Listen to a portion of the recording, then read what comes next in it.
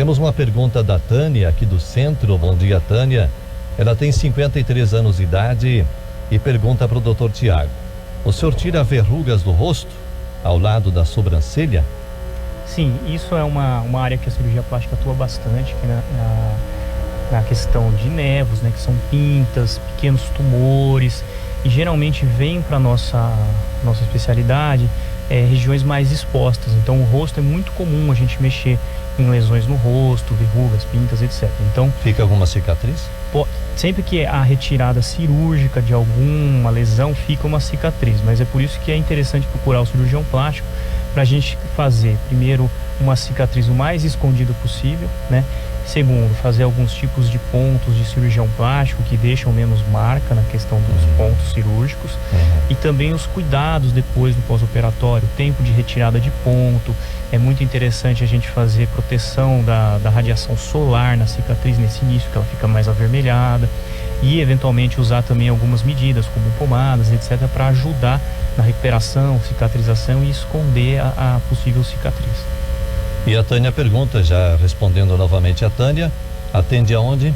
Então aqui em São Miguel a gente está atendendo no Hospital Madre de Dio, né? E em Foz do Iguaçu, tanto na Bioetis como no Instituto Premiere, são as clínicas que a gente atende lá. Aqui em São Miguel, então, o telefone do Madre de Dio, 3565-6000. Isso aí. Uma pergunta também que o ouvinte deve estar se fazendo: atende convênio, só particular? Aqui em São Miguel ainda a gente não atende convênio, né? Talvez aí num futuro próximo. E em Foz do Iguaçu eu atendo convênios vinculados ao Hospital Costa Cavalcante, né, no centro clínico lá. Então aí existe uma gama grande de convênios. Não atendemos ainda a Unimed lá em Foz também, tá? É o único convênio que às vezes me perguntam que a gente não atende. A outra maioria é pelo centro clínico lá do Costa Cavalcante. É o nosso alô, doutor, em nome da Farmácia do Roque, 40 anos de experiência. Também o nosso amigo Anderson Geller, farmacêutico responsável. Precisou dar uma passadinha ali, né? Você vai no Dr. Tiago, vai na Monique, depois medicamentos, né, que precisa, vai na Farmácia do Roque, aqui no centro, 3565-2137 é o telefone. Agora me ajude a fazer o programa. O que nós podíamos falar mais um pouquinho? Vamos que é mais pensar aqui, comum, né? Vamos supor, as mais cirurgias, por exemplo, no Brasil, né, as cirurgias que a gente estava falando mais comuns, né, a primeira é a cirurgia da mama mesmo, né, que é prótese de silicone. Tem basicamente duas cirurgias estéticas da mama. A primeira é a de aumento da mama, e para isso a gente usa a prótese de silicone, que é colocada atrás da glândula mamária para aumentar o volume da mama. E a outra cirurgia que às vezes a gente pode associar a prótese ou não, que é a cirurgia de levantar a mama, que é a mastopexia ou mamoplastia, são sinônimos, né? Então são as duas cirurgias mais comuns na mama, além daquelas pacientes que às vezes têm um volume de mama muito grande, que é a hipertrofia mamária. A gente pode fazer a redução da mama também, né? Então, de cirurgia de mama estética, fazendo a redução tem que pôr silicone também? Aí pode se colocar eventualmente ou não, isso depende da vontade da paciente, depende da experiência e da indicação do cirurgião. Às vezes na redução pode também colocar uma prótese, mas aí geralmente é uma prótese pequena, né? Porque ela já tem um peso grande, ela quer tirar aquele peso grande. Uma prótese pequena só para dar um pouco de firmeza, um pouco mais de contorno, né? Mas usualmente não. Usualmente as pacientes que têm a mama muito grande, geralmente elas querem apenas retirar o excesso de glândula, de pele, subir a mama para a posição original dela, né? Então nem sempre a gente coloca a prótese nessa situação.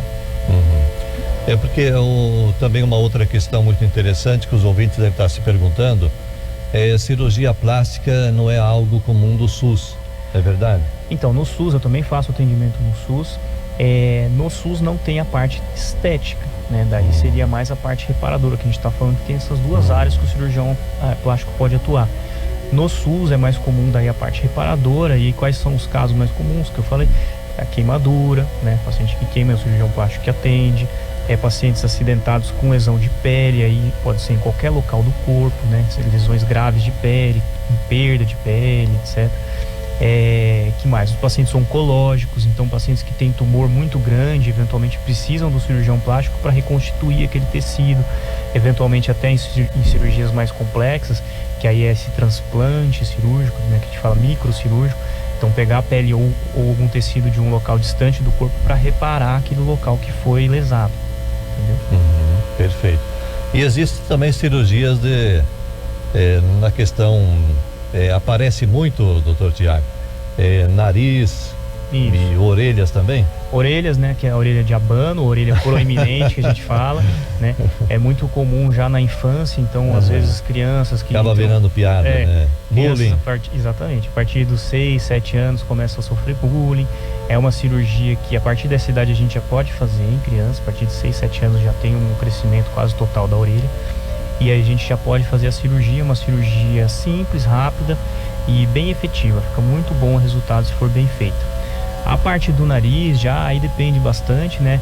A queixa mais comum do nariz que a gente tem é o nariz torto ou o nariz com giba, né? Que é aquele calombo em cima do dorso do nariz.